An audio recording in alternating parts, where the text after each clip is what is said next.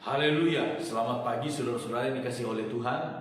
Mari sama-sama kita kembali merenungkan firman Tuhan. Walaupun kemarin kita sudah mendengar berita bahwa masa PSBB untuk daerah Jakarta diperpanjang sampai tanggal 22 Mei. Kita terus berdoa kepada Tuhan saudara-saudara. Kita ada di dalam tangan Tuhan. Serahkan hidup kita ke dalam tangan Tuhan. Tuhanlah yang menjaga dan memelihara kita dengan sempurna. Mari sama-sama kita merenungkan firman Tuhan. Saya ajak kita melihat di dalam Injil Yohanes pasal yang ke-20. Masih kisah tentang Thomas. Saudara-saudara, di dalam kitab Injil Yohanes pasal yang ke-20 ayat 26 firman Tuhan berkata demikian. 8 hari kemudian murid-murid Yesus berada kembali dalam rumah itu dan Thomas bersama-sama dengan mereka. Sementara pintu-pintu terkunci, Yesus datang dan ia berdiri di tengah-tengah mereka dan berkata, "Damai sejahtera bagi kamu." Kemudian ia berkata kepada Thomas, "Taruhlah jarimu di sini dan lihatlah tanganku.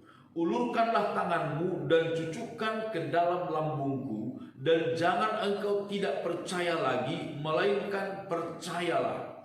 Thomas menjawab dia, "Ya Tuhanku dan Allahku." Saudara-saudara, firman Tuhan berkata 8 hari setelah penampakan diri Yesus sebelumnya, ketika ia menampakkan diri kepada ke-11 murid, Yesus kemudian menampakkan diri lagi dengan cara yang sama. Dia masuk ke dalam rumah yang terkunci dan di sana ada Thomas. Saudara-saudara, Yesus datang secara khusus kepada Thomas pada waktu itu dan berkata, "Hai Thomas, mari engkau cucukkan jarimu ke dalam bekas paku di tanganku dan masukkanlah tanganmu ke dalam bekas tombakan di lambungku, dan jangan engkau tidak percaya lagi." Saudara-saudara, Yesus datang kepada seorang yang mencari akan kebenaran, yang menantikan akan kebenaran. Thomas mencari akan kebenaran yang sejati. Dan kemudian Thomas datang kepada satu pengakuan, "Ya Tuhanku dan Allahku."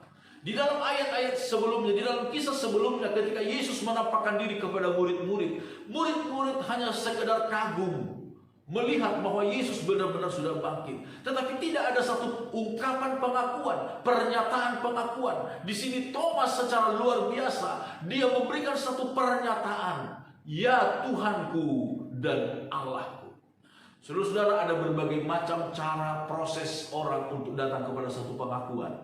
Kita melihat di dalam kitab Injil Markus pasal yang ke-15.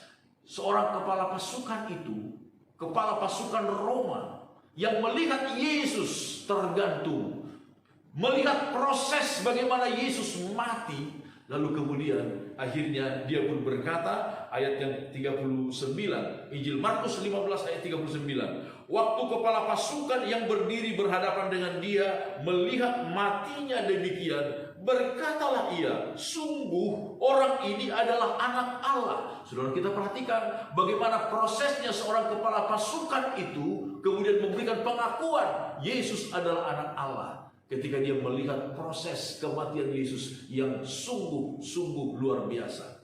Saudara-saudara, ada begitu banyak cara, dipakai oleh Tuhan untuk memproses seseorang memberikan pernyataan, pengakuan Yesus adalah anak Allah.